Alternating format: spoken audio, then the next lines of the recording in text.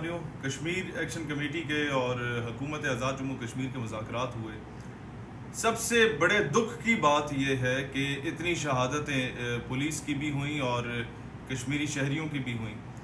آپس میں دنگے فساد ہوئے. جب اس کے بعد بھی مذاکرات ہی کرنے تھے تو آپ نے یہ کام پہلے کر لینا تھا. ہمیشہ سے پاکستان نظریاتی پارٹی کا یہ موقف رہا کہ ہمارے اوپر نااہل ٹبر جو ہے وہ سوار ہے، جن لوگوں کو الف بے پہ نہیں پتا. سب سے پہلے تو یہ دیکھیں، کشمیر کمیٹی کا آج تک جو بھی چیئرمین بنتا رہا، گلگت بلتستان کمیٹی کا جو بھی چیئرمین بنتا رہا، اس کو الف بے بھی نہیں پتا ہوتی اس کے بارے میں. آپ اقوام متحدہ میں جا کے دیکھ لیں، جب بھی کشمیر کی نمائندگی کے لیے یہاں سے کسی کو بھیجا گیا، اندھے گونگے بہرے لوڑے لنگڑے کو اٹھا کے بھیجا گیا کہ اسے ککھ نہیں پتا ہوتا، بس صرف فلانے کو سوئٹزرلینڈ کا دورہ کرانا ہے، فلانے کو راضی کرنے کے لیے جناب جنیوا کنونشن بھیج دو، وہ جا کے کشمیر کی نمائندگی کرائے گا. رات کو شراب و کباب کی محافل میں یہ لوگ بیٹھے ہوتے ہیں، صبح جا کے کہتے ہیں جناب اتنے بڑا ظلم ہو رہے. تو پاکستان نظریاتی پارٹی، میں آتا ہوں اس ٹاپک پہ، لیکن پاکستان نظریاتی پارٹی یہ موقف رکھتی ہے کہ مسئلہ کشمیر پہ ہمیں جب بھی موقع ملے گا تو پاکستان کا وزیر خارجہ ہمیشہ اقوام متحدہ میں آگے بیٹھا ہوتا ہے. ریاست آزاد جموں کشمیر کا صدر یا وزیر اعظم جب وہاں ریپرزینٹ کرنے جاتا ہے وہ ایک قدم پیچھے بیٹھا ہوتا ہے. ہم ہمیشہ جب جائیں گے تو برابر میں بٹھائیں گے اور کہیں گے کہ آپ ریپرزینٹ کریں گے کشمیر کاز کو، because you are from Kashmir, اور ہم آپ کے کندھے کے ساتھ کندھا ملا کے چلیں گے. انہیں اونرشپ دیں.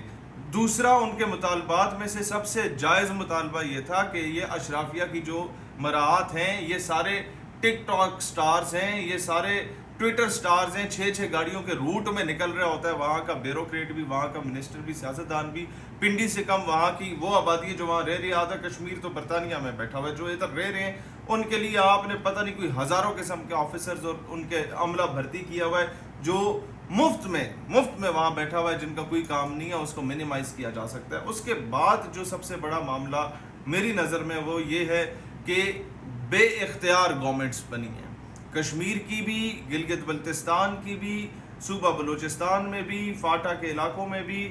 ہمیشہ سے بے اختیار لوگ آتے ہیں جن لوگوں کا ساری زندگی کا ایک مینیفیسٹو یہ ہوتا ہے کہ اس بندے کی جراب میں یا بوٹ میں جا کے گھس جاؤ جسے اقتدار مل رہا ہے. تو یہ ان الیکٹڈ لوگوں کو جب آپ لوگ لا کے بٹھائیں گے اقتدار میں تو ان کی کوئی سے نہیں ہوگی. ان کا وزیر اعظم پھر اٹھ کے یہی کہے گا کہ میں نے تو رینجر بلائی نہیں ہے، پتہ نہیں کہاں سے آ گئی ہے. بھئی تم ریاست کے وزیر اعظم ہو. یہ آپ کو میں ایک چیز بطور پاکستانی، بطور محب وطن پاکستانی میں آپ کو بتانا چاہتا ہوں کہ جب آپ ایف سی کو بھیجیں گے کشمیر میں، جو بلوچ اور پشتون اورینٹڈ ایف سی ہے، جہاں میجورٹی بلوچستان اور کے پی کے لوگوں کی ہے، تو کشمیریوں کی نیشنلزم تو جاگے گی. آپ جب رینجرز کو بھیجیں گے جو پنجابی اور سندھی اورینٹڈ رینجرز ہے، ظاہر ہے ان 2 صوبوں کی رینجرز ہے، آپ وہاں سے انہیں بھیجیں گے تو انہوں نے تو حالہ پل کراس کرنے نہ دینے کا ہی قسم کھانی ہے. تو ایشوز کو اپنے ریاست کے بچوں کو سینوں سے لگایا جاتا ہے. یہ کوئی اچانک تحریک نہیں اٹھی تھی.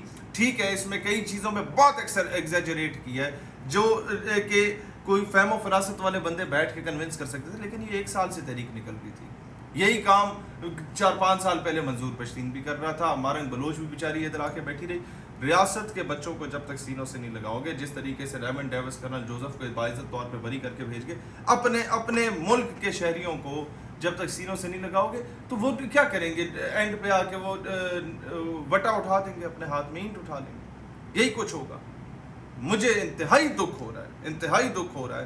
وہ کشمیری جو پاکستان کے لیے کٹ مرنے کے لیے ہمیشہ تیار ہوتا تھا، اس کشمیری کے دل میں آج ایک غم ہے، ایک غصہ ہے، ایک شکایت ہے. لیکن میں آج ان کشمیریوں کو ایک بات کہنا چاہتا ہوں کہ جس گورنمنٹ کی وجہ سے آپ کو، ہم پاکستان کے 22 کروڑ عوام سے شکایت ہے نا میرے کشمیری بھائیوں، اس گورنمنٹ نے سانو اجے تک کچھ نہیں دیتا. آپ کو پھر بھی ہر گاؤں میں بجلی پہنچی ہوئی ہے. ہر گاؤں کے کونے میں بھی اگر ایک گھر ہوتا ہے تو وہاں بلب جل رہا ہوتا ہے. ہر گاؤں میں کوئی نہ کوئی چھوٹا موٹا اسکول اچھا برا بنا ہوا ہے سرکاری. ہر گاؤں میں آپ کے وہ موبائل سگنل تقریباً پہنچ گئے. ہاں وہ الگ بات ہے کبھی کبھار لائٹ جاتی ہے تو سگنل بھی چلے جاتے ہیں، لیکن ہمارے تو پنجاب میں، کے پی میں، بلوچستان، اندرون سندھ میں یہ تینوں فیسلٹیز موجود نہیں ہے کئی ایسی جگہوں پہ. تو آپ لوگ پھر بہت بہتر ہیں. لیکن میں آپ کو یہ بات بتانا چاہتا ہوں کہ گلہ کریں گورنمنٹ سے. جہاں تک بات پاکستان اور پاکستان کی عوام کی ہے نا، ہمارے دل آپ لوگوں کے ساتھ دھڑکتے ہیں، ہمارا جینا مرنا آپ لوگوں کے ساتھ. اور یہ میں ہوائی باتیں نہیں کر رہا جس طرح شہباز شریف صاحب وہاں سے منہ اٹھا کے آ جاتے ہیں اور یہ ہوائی باتیں کرتے ہیں.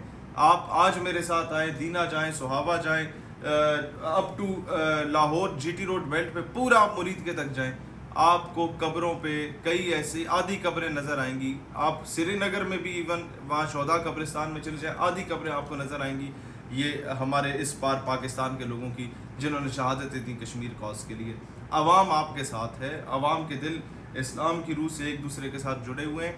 حکمران انگریزوں کے پالتو غلام ہیں، جدی پشتی غلام ہیں، ان کے گھوڑے کتے نہلانے والے غلام ہیں، ان کے بوٹ پالش یہ غلام ہیں.